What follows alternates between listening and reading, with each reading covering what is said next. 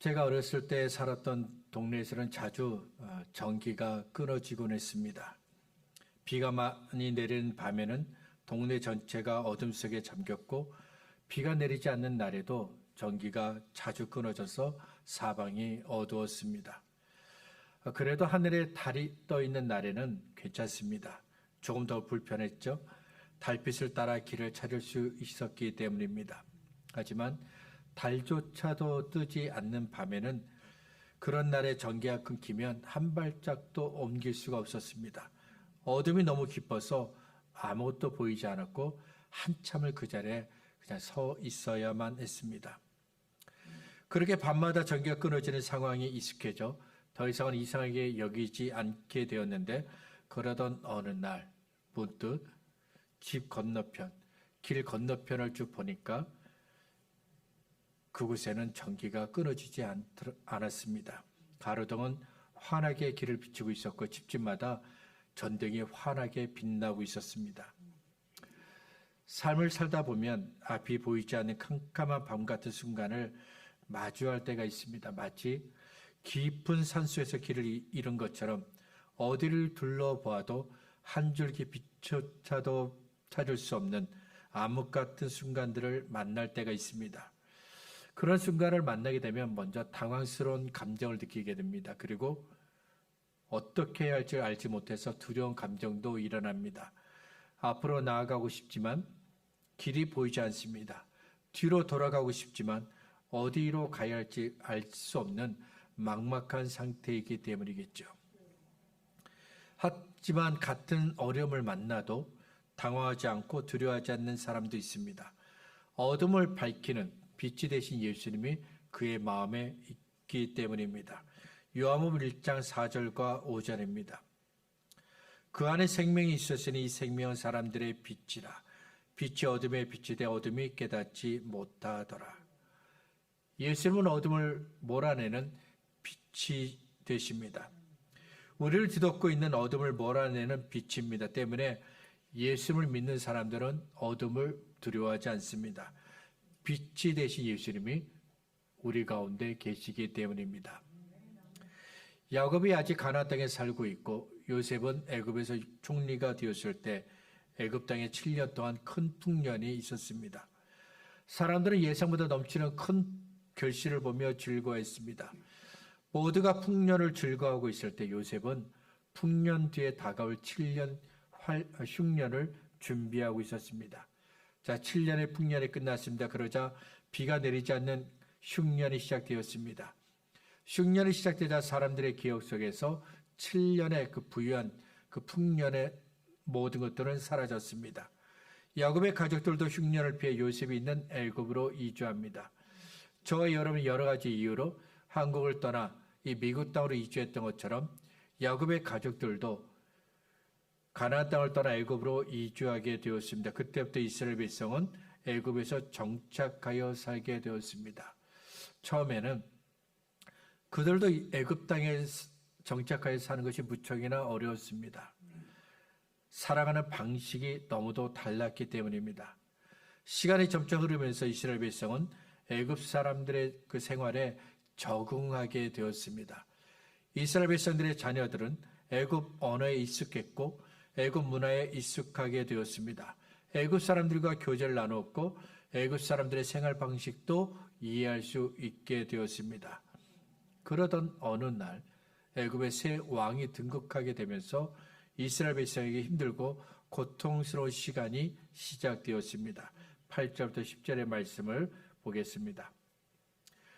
요셉을 알지 못하는 새 왕이 일어나 애굽을 다스리더니 그가 그 백성에게 이르되 입에서 이스라엘 자손이 우리보다 많고 강하도다.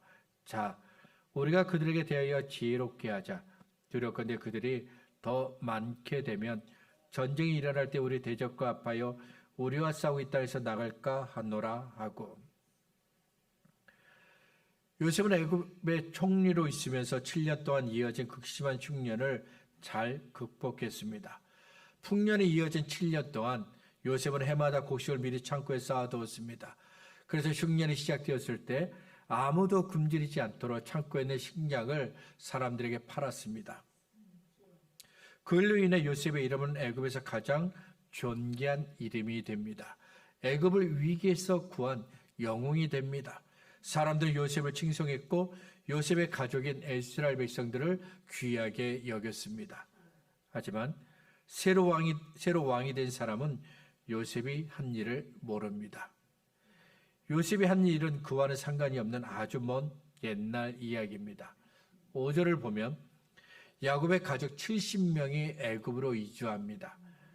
근데 400년이 지난 후 이스라엘 백성이 애굽에서 나온 이후에 광야에서 인구 계수를 하는데 장정만 성인 남자만 60만 명입니다.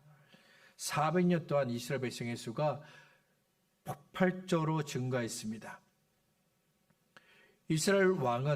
애굽의 왕은 이스라엘 백성의 외부의 적과 손을 잡고 반란을 일으킬까 두려워했습니다.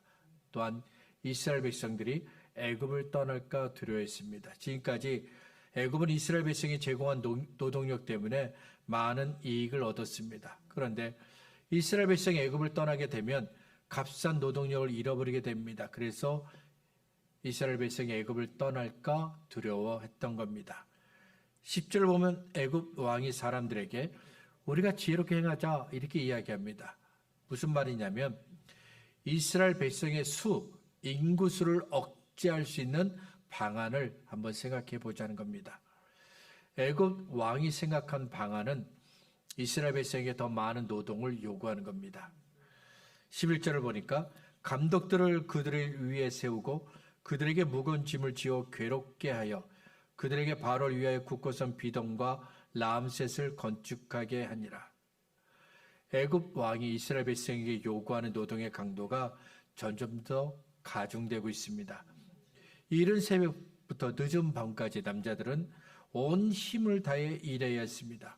하루의 고된 작업이 끝나고 나서는 집으로 돌아갈 때 그들은 지친 몸을 이끌고 터벅터벅 집으로 돌아갔습니다. 자, 이렇게 지친 몸으로 집으로 돌아가면 어떻게 될까요?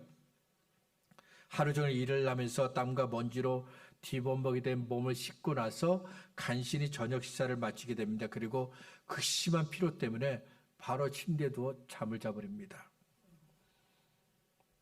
이것이 애굽 왕이 예상한 결과인데 인구가 증가하지 못하게 막는 매우 효과적인 방법입니다. 우리들도 하루 종일 힘들게 일하고 나면 집에 들어가면 어떻게 돼요? 집에 들어가서 딴 일을 할 생각을 못해요. 너무 피곤하니까 그냥 밥도 그냥 대충 먹고 빨리 자야 돼요. 누워야 돼요. 그런데 바로의 예상과는 전혀 다른 결과가 나왔습니다. 12절을 보니까 그러나 학대를 받을수록 더욱 번성하여 퍼져나가니 애굽 사람 이스라엘 자손으로 말미암아 근심하여 학대라고 했는데 이 말은 괴롭혔다는 겁니다. 심하게 다루는 것이고 고통을 주는 것입니다. 이런 학대를 받으면 누구나 괴로워합니다. 너무 힘들어서 왜 나를 괴롭힙니까? 라고 울부짖게 됩니다. 그런데 참 놀라운 것이 이스라엘 백성은 학대를 받을수록 더욱 번성했습니다. 인구가 더 늘어났습니다. 애굽 왕은 자신의 예상과 다른 결과를 보고 당황했습니다. 이스라엘 백성을 학대하면 분명히 더 이상 인구가 늘지 않을 것이라고 믿었는데 오히려 늘었기 때문입니다. 여기서 우리는 왜 애굽 왕의 예상과 다른 결과가 나왔는지 질문을 해보아야 합니다. 애굽 왕의 계획대로 하면 누구나 피곤해서 아무 일도 못할 것입니다. 우리도 경험한 일입니다. 그래서 우리도 애굽 왕처럼 다른 결과를 보고 당황하게 됩니다. 자, 그렇다면 왜 이런 다른 결과가 나왔을까요? 하나님께서 약속하셨기 때문입니다. 하나님은 오래전에 아브라함과 이삭과 야곱에게 너희 자손을 하늘의 별같이 많아지게 한다라고 약속하셨습니다. 그때 약속하신 대로 하나님은 이스라엘 백성의 수를 계속해서 늘어나게 하셨습니다. 학대라는 장애물이 있었지만 이스라엘 백성을 위한 하나님의 약속을 막을 수는 없었습니다.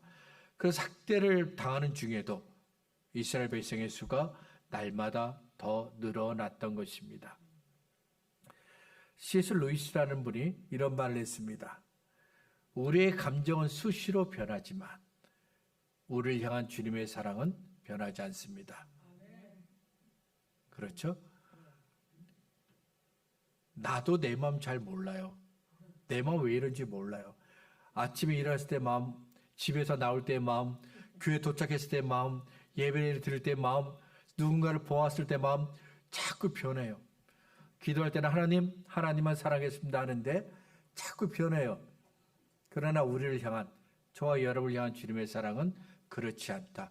변하지 않는다. 사람에게는 감정이라는 것이 있습니다. 이 감정은 신뢰할 만한 것이 못 됩니다. 그런데도 사람들은 감정이 마치 진실인 것처럼 따릅니다. 기쁨과 성공을 만났을 때는 기뻐하고 즐거워합니다. 오늘이 내 인생의 최고의 날이라고 여기며 좋아합니다. 반대로 슬픔과 고통을 만났을 때는 낙심합니다. 절망합니다. 오늘이 내 인생의 최악의 날이라 여기며 괴로워합니다. 어둠이 우리를 덮게 되면 누구나 이 어둠이 나의 전부라고 여기게 됩니다. 어둠에 물드는 감정에 속아서 잘못된 생각, 잘못된 판단을 하게 됩니다. 하지만 하나님의 사랑을 붙잡는 사람은 어둠에 빠지지 않습니다. 어둠이 주는 잘못된 판단, 잘못된 결정을 하지 않습니다. 어둠이 주는 불안과 두려움 속에서도 좌절하지 않습니다. 대신 지금의 상황과는 어울리지 않는 평안을 누리게 됩니다. 시편 136편은 모두 26절인데 매 절마다 반복되는 말씀이 있습니다. 그의 인자하심이 영원하도다. 모두 26절인데 26절 매 절마다 그의 인자하심, 하나님의 인자하심이 영원하도다, 이 말이 계속해서 반복됩니다. 우리를 향하신, 저와 여러분을 향하신 하나님의 사랑은 결코 변하지 않기 때문입니다. 나를 향하신 하나님의 변함없는 사랑을 신뢰하지 못하면 감정의 파도 위에서 흔들리게 됩니다. 그래서 파도가 높아지면 나도 높아지고 낮아지면 나도 낮아지고 이리저리 왔다 갔다 흘러갑니다. 하지만 나를 향한 하나님의 변함없는 사랑을 신뢰하면 감정의 파도에 올라탔어도 결코 흔들리지 않게 됩니다. 흔들리지 않는 영혼의 안식을 누리게 됩니다. 예수를 믿는 우리들은 우리를 향한 결코 변하지 않는 하나님의 사랑 위에 굳게 서야 합니다. 우리에게 주신 하나님의 약속을 붙잡아야 합니다. 그래서 감정에 속지 않고 하나님의 사랑 안에 거하는 사람에게 주어지는 평안과 쉼을 누려야 합니다. 자, 예상했던 결과 나오지 않았습니다. 그러자 애굽 왕은 더 어려운 노동으로 이스라엘 백성을 괴롭혔습니다. 13절과 14절입니다.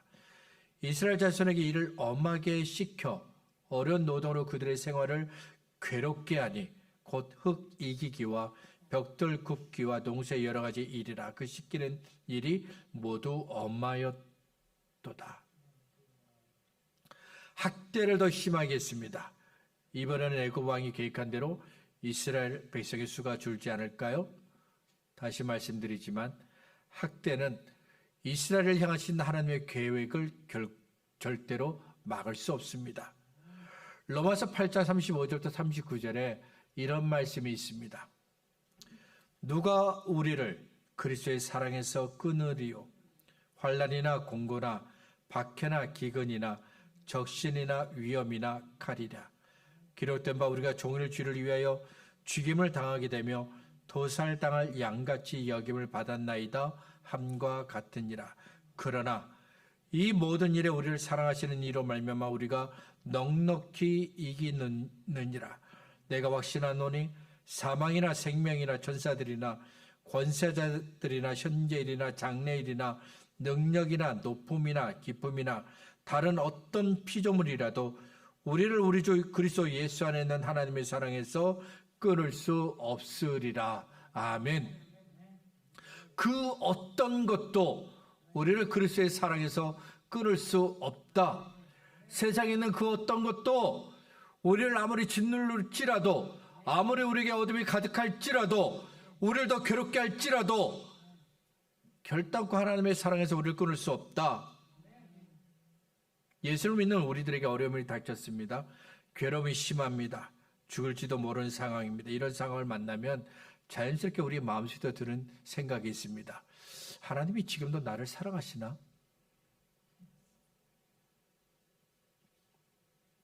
하나님이 정말 지금도 나를 사랑하시고 있나?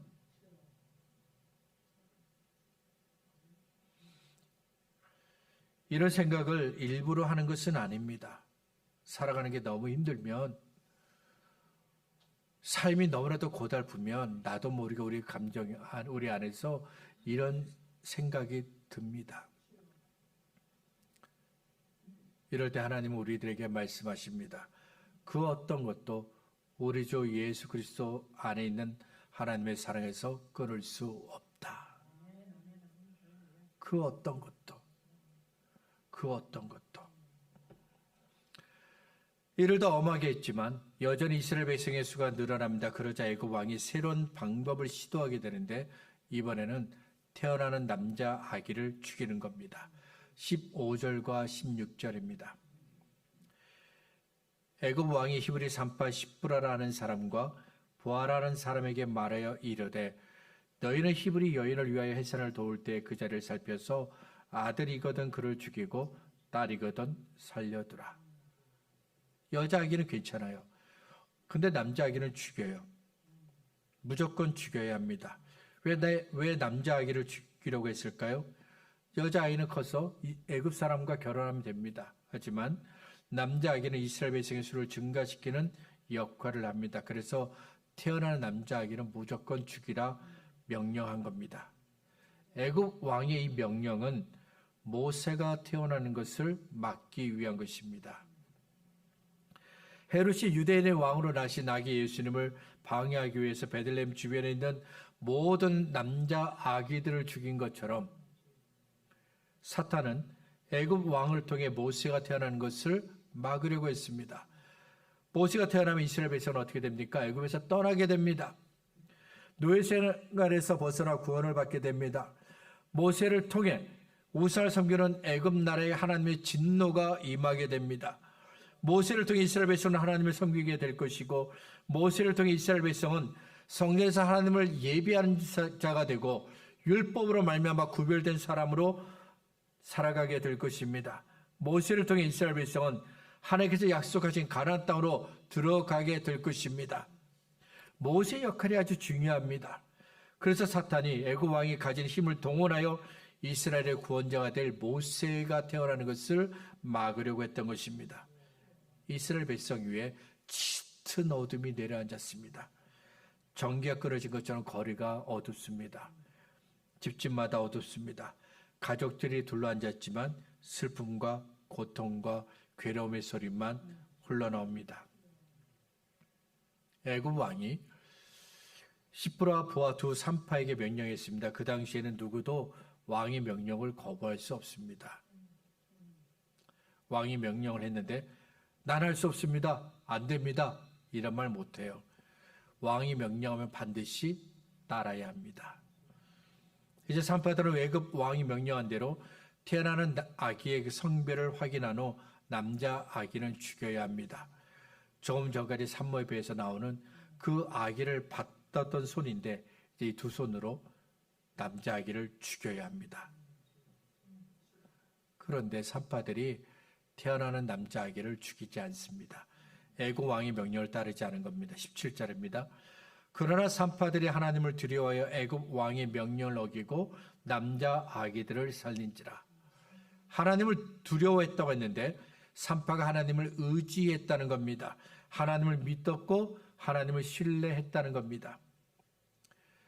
산파들은 하나님을 두려워했습니다. 그로 인해 애굽 왕의 살벌한 책망을 받아야 했지만 놀랍게도 하나님을 향한 두려움 때문에 모세가 태어납니다.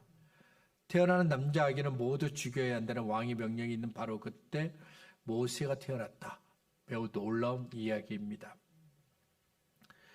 애굽 왕이 이스라엘 백성을 학대하고 있을 때 희망, 소망이란 단어는 이스라엘 백성과 어울리지 않았습니다. 빛이 하나도 없었습니다. 그러나 하나님은 그 어둠의 장벽을 깨뜨리시고 모세라는 소망의 씨앗을 뿌리셨습니다. 그리고 모세를 통해 이스라엘을 구원하셨습니다. 하나님을 경외하는 산파가 없었더라면 모세도 없는 겁니다. 이스라엘의 구원도 없습니다. 율법도 없습니다. 산파는 애굽 왕이 두려웠지만 하나님을 경외함으로 애굽 왕을 향한 그 두려움을 이겨냈습니다. 남자아기를 보았을 때 산파는 애굽 왕의 명령을 떠올렸습니다. 왕의 명령이 두렵습니다.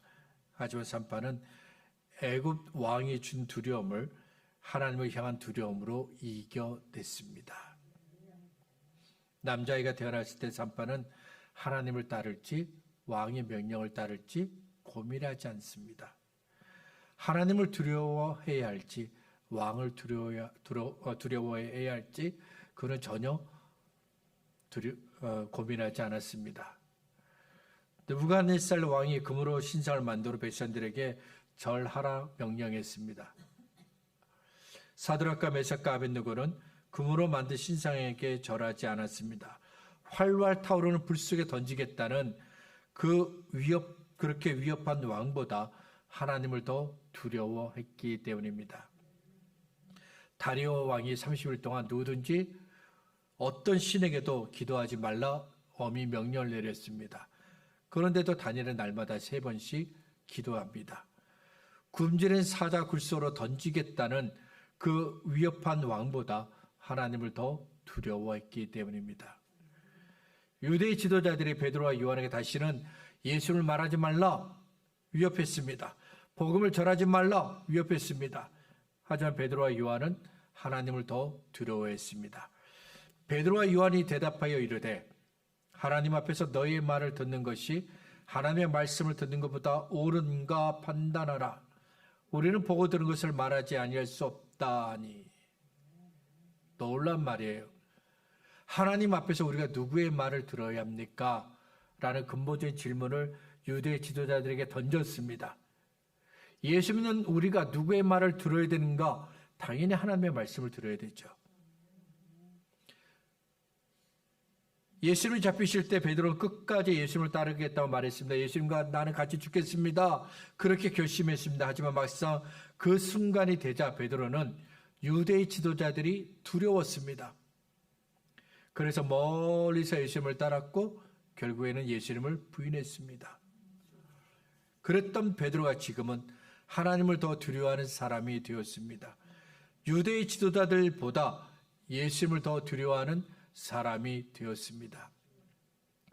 누구를 두려워해야 하는지 베드로가 알았기 때문입니다. 누구를 의지하고 따라야 하는지 베드로가 알았기 때문입니다. 애굽 왕이 이스라엘 백성을 학대합니다. 그리고 산파들도 학대했습니다. 이스라엘 백성과 산파 두 사람 모두 애굽 왕의 학대를 받았습니다. 모두 학대를 받았지만 학대를 받는 태도는 달랐습니다. 주간 노동으로 학대를 받은 이스라엘 백성의 이야기에는 하나님을 두려워했다는 말씀이 없습니다. 흔들리는 파도에 몸을 맡기는 것처럼 애굽 왕이 주는 학대에 몸을 맡겼습니다. 반면 태어나는 남자아기는 반드시 죽이라는 학대를 받은 산파들의 이야기에는 하나님을 두려워했다는 말씀이 나옵니다. 하나님이 계시지 않는 곳에는 어둠밖에 없습니다. 어둠을 밝히려면 빛이신 예수님이 계셔야 합니다. 그런데 그들이 하나님을 믿지 않아요. 하나님을 두려워하지 않습니다. 그러면 그들이 간절히 원하는 빛은 만날 수 없습니다. 예수를 믿지 않는 그들에게는 빛이신 예수님이 계실 수가 없기 때문입니다. 주간 노동으로 학대를 받는 이스라엘 백성에게도 짙은 어둠이 있었습니다. 그들은 학대하는 애굽 왕은 두려워했지만 하나님은 두려워하지 않았어요. 두려워했다는 이 말이 같은 단어를 때로는 이렇게 번역합니다. 경외했다. 그러니까 이스라엘 백성은 그들을 학대하는 애굽 왕은 경외했지만 정작 그들의 하나님은 경외하지 않았습니다. 그런데도 학대받는 중에도 이스라엘 백성의 수가 날마다 증가할 수 있었던 것은 전적으로 그들을 향한 하나님의 사랑 때문입니다. 이스라엘 백성은 하나님께 신실하지 않았습니다.